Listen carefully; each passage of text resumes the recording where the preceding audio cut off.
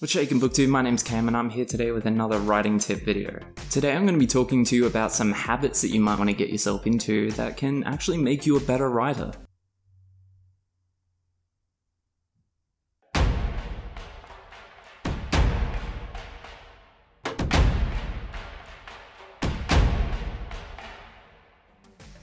Today I'm talking about some habits that you as a writer might want to try and get yourself into that may actually improve your writing and how your writing is perceived down the line. It's all pretty simple stuff and none of it's written in stone, so you can take this video with a grain of salt if you really want to, but I do think each of these 5 things is worth at least entertaining.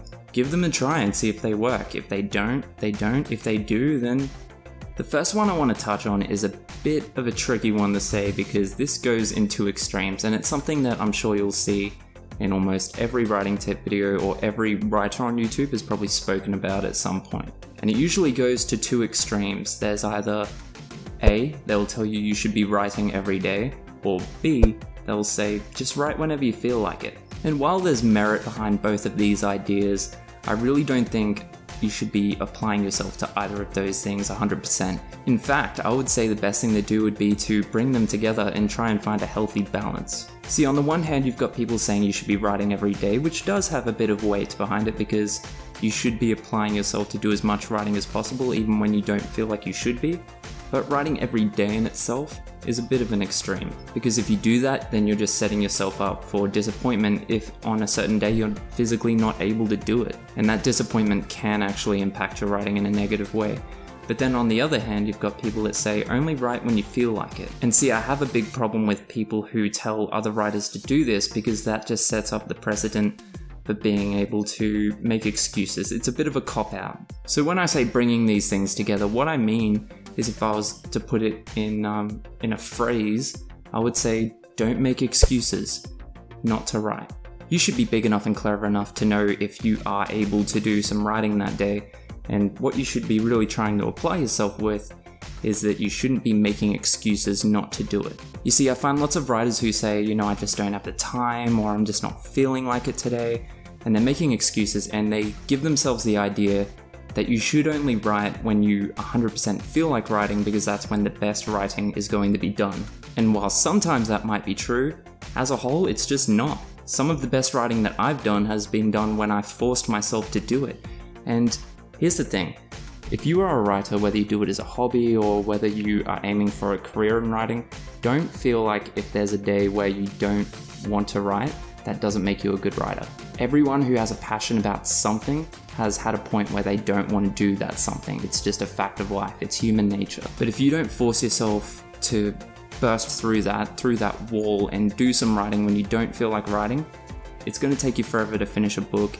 You're ruling out the possibility of doing really great writing that you could have done if you'd forced yourself to do some writing. That's the thing. So yeah, find a healthy balance. You don't have to write every day, but don't make excuses not to write. Number 2 is read often, and this is another one you've probably been told to death, and it's probably something that I'm assuming you already do, but it is worth mentioning in these 5 tips. End of the day, it's just a good habit to have if you read a lot. And to take this further, I would say if you're writing a story in a certain genre, do a lot of reading inside that genre. Heck, even watch movies or shows within that genre, because what this does is you're going to notice things that you can identify as tropes that you can actually avoid putting into your writing, and you're going to identify things that make good points in that genre that you can include in your writing. So other than reading a lot just being a good way of increasing your vocabulary and strengthening your use of grammar, it is actually a good way to develop your skills in that genre as well.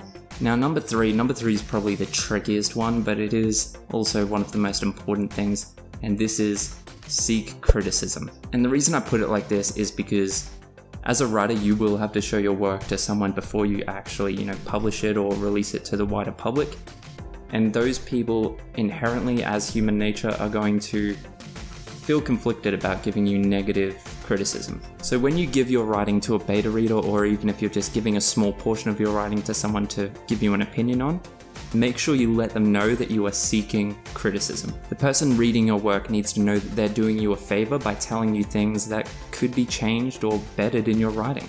Now, that's not to say that you have to apply their criticism to change your work if you feel that it's not exactly necessary, but you should approach it with an open mind. That's kind of a topic for another video, but seek criticism. You're going to have to develop a thick skin as a writer, it's just a fact of life. There's going to be people that hate the stuff you write, but it does make you feel better when you realize that that's just a fact of life, in that it's going to happen with absolutely everything you do. Even you as a person, there are people that are just going to dislike you for things that most people love you for. It's just a thing. The sooner you accept that, the sooner you'll realize it makes you better. Number 4 should be easy for you because you're doing it already. Watch other writers. Obviously, the easiest way to do this is on YouTube, and this is something that helped me a lot when I was doing my writing. I would go and watch other writers do writing tip videos, or talk about their books, or unboxing books they've gotten from a self-publisher or from a publisher. Even if I felt like I didn't need those writing tips that they were giving me, it does really motivate you to watch other writers. If you're watching this, I bet you've watched videos of other people unboxing their books from like CreateSpace or something, and you felt that twinge of jealousy. And that's a great thing. You should use that. It's motivation. But more importantly, watching other writers can help you to, again, like my second point, you can identify things to avoid doing or identify things that you should be doing. And number 5, lastly, is commit to being a writer. Now, as I said before, there's some people that do writing as just a hobby and they don't want a career in this, so this probably won't apply so much to them. But for the people that know in their heart that they want to be a writer for the rest of their life, and they want it as a career option, this is really important for you. I'm going to sound very Tai Lopez, Deepak Chopra, Spirit Guide, self-help for a moment, but you have to tell yourself, I'm going to be a writer. And I don't just mean looking at yourself in the mirror and doing the mantra, I mean really, really sit down and say to yourself, I'm going to be a writer. It's not that you need to believe that, it's that you need to know it. You need to absolutely 100% commit yourself to this idea, I am going to be a writer. That's what I did, and it's honestly helps me in everything I do. I feel like every decision I make in terms of my writing is working towards that goal of me being a writer, because I'm going to be a writer. I'm going to be. Commit yourself to that idea and you'll find that after a while you will begin to believe it, and then after that, you'll know it. You will know deep down inside you. You'll know on the surface you are going to be a writer. Anyway, yeah, that's it. That's 5 really good habits to get into for being a writer. I know there wasn't a lot of jokes and gags in this, but I had some points I really wanted to get across to you, and I feel like I've done that. Good luck to everyone watching this video, everyone who's working on something or has already done something and working on something else, or is looking forward to working on something in the future. Happy writing and best of luck. All my social media links are below. You can check out some of my other videos, and if you aren't already, join the Wolfpack and subscribe. If you liked this video or found it helpful in any way, show me some love, give me a thumbs up. If you're already in the Wolfpack, I'll see you in the next video. Catch ya.